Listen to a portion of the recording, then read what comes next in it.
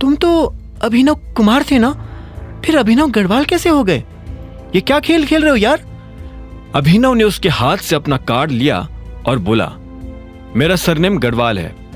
कुमार मेरे नाम के आगे अनाथ आश्रम वालों ने लगा दिया था, क्योंकि उन्हें मेरा असली सरनेम पता नहीं था। अच्छा, तो तुम्हें भी अपना सरनेम पता नहीं था? अनाथ आश्रम में तुम्हारी क्या याददाश्त चली गई थी क्या? हरीश ने तंज कसते हुए पूछा। अभिनव ने उसे घूरते हुए देखा और बोला, मेरे साथ जो हुआ, अगर वो तुम्हारे साथ हुआ होता तो याददाश्त के साथ साथ तुम भी कब के चले जाते ऊपर। अब मैं जाऊं? अभिनव के ये तेवर देख किसी की कुछ भी कहने की हिम्मत नहीं हुई। कोई उसे हाँ में सिर हिलाकर यह भी नहीं कह पा रहा था कि वो जा सकता है। ऐसे में अभिनव खुद वहां से निकल गया। अभिनव जैसे ही अपनी गाड़ी के पास आया तो उसे फिर से अनन्या की चिंता होने लगी। उसे समझ नहीं आ रहा था कि अब उसे क्या करना चाहिए। अनन्या की गाड़ी पार्किंग में नहीं थी। अभिनव समझ चुका था कि वो घर जा चुकी है। ऐसे में अभिनव भी गाड़ी में बैठा और अनन्या के घर जाने के लिए निकल पड़ा। जैसे ही वो अनन्या के घर पहुंचा और गाड़ी पार्क की तो उसने देखा कि वहां एक गहरे नीले रंग की गाड़ी खड़ी थी। वो अनन्या की गाड़ी तो नहीं थी, लेकिन उसे देखकर लग रहा था कि वो किसी रईस आदमी की गाड़ी है। उसी के बगल में अनन्या की गाड़ी भी खड़ी थी। अभिनव ने ज्यादा दिमाग नहीं लगाया और घर के अंदर दाखिल हो गया। जैसे ही वो अंदर घुसा तो उसे एक अजीब सी डिओड्रेंट की महक आई। ऐसी खुशबू उसे इस घर में पहले कभी नहीं आई थी। तुम्हारा बहुत बहुत शुक्रिया, अगर तुम नहीं होते तो पता नहीं आज। इतने में अभिनव को राजीव की आवाज सुनाई दी। वो पता नहीं किससे बात कर रहा था। अभिनव अंदर पहुंचा तो उसने देखा कि एक लंबा सा आदमी राजीव और शर्मिला के सामने खड़ा था।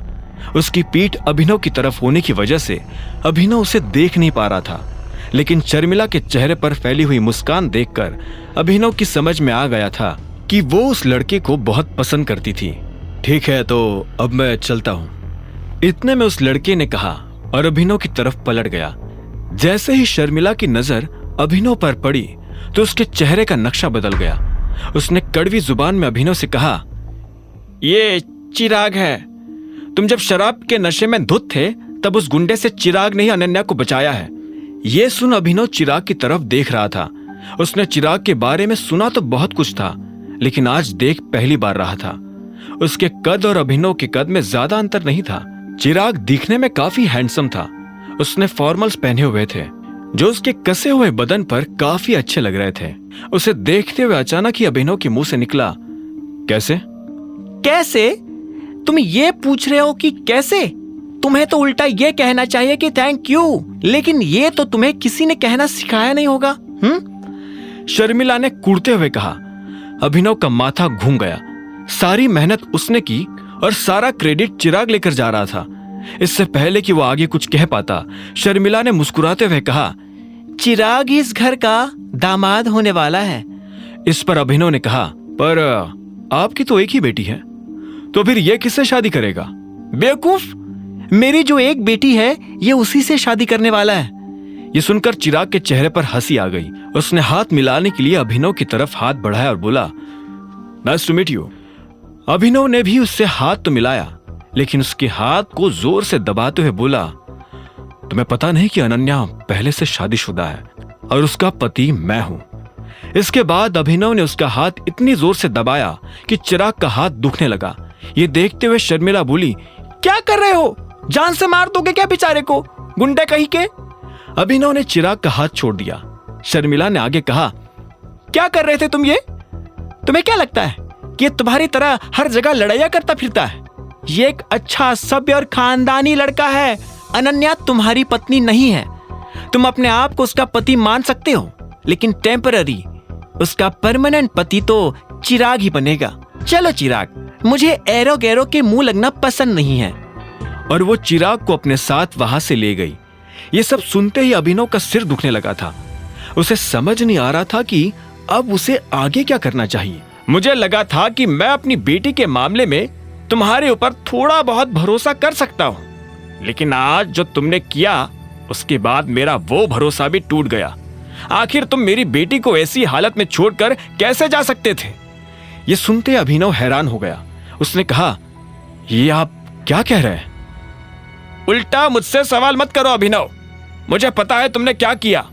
जब कोई गुंडा अनन्या को तुम्हारी आंखों के सामने परेशान कर रहा था, तब उसे ऐसी हालत में छोड़कर तुम भाग गए। सच में मैं तुमसे बहुत डिसअपॉइंट हुआ। मुझे नहीं लगता कि तुम मेरी बेटी से शादी करने के लायक भी हो। इतना कहकर राजीव भी अंदर चला गया। अभिनव हैरानी भरी नजरों से उसे जाते हुए देख रहा था। उसे समझ में आ गया था कि यह सारी कहानी उन दोनों को और किसी ने नहीं बल्कि चिराग ने सुनाई थी। अभिनव को ऐसा लग रहा था कि उसके साथ धोखा हुआ है। वो चिराग से इस बात का बदला लेना चाहता था। वो चिराग को उसी की दवा का स्वाद चखाना चाहता था। अभिनव गुस्से में अनन्या के कमरे में आ गया था। जब वो अंदर पहुंचा तो उसने देखा कि अनन्या सो चुकी है। अभिनव अपने आप को अनन्या को ठहर कर देखने से रोक नहीं पाया। वो सच में काफी सुंदर लग रही थी। अभिनव ने अपना सामान एक कोने में आहिस्ता से रख दिया। वो नहीं चाहता था कि अनन्या की नींद खराब हो। वो धीरे से उसके बिस्तर पर आया और कंबल ओढ़कर उसके पास लेट गया। अभिनव ने अपनी आंखें बंद कर ली थी और उसकी आंखों के सामने वही रात ताजा हो गई थी जब वो पहली बार ऐसे अनन्या के कमरे में न जाने कैसे पहुंच गया था। अब आगे क्या होने वाला था? क्या अनन्या और अभिनव की ये नजदीकी उन्हें एक दूसरे के दिल में जगह बनाने देगी? क्या अभिनव और अनन्या को एक दूसरे से प्यार हो जाएगा? और क्या करने वाला था अभिनव चिराग के साथ? आगे की कहानी जानने के लिए देखें अगला एपिसोड सिर्फ पॉकेट एफएम के यूट्यूब चैनल पर, और द रिटर्न ऑफ टाइगर के सारे एपिसोड्स को सुनने के लिए डिस्क्रिप्शन में दी लिंक से डाउनलोड करें पॉकेट एफएम ऐप।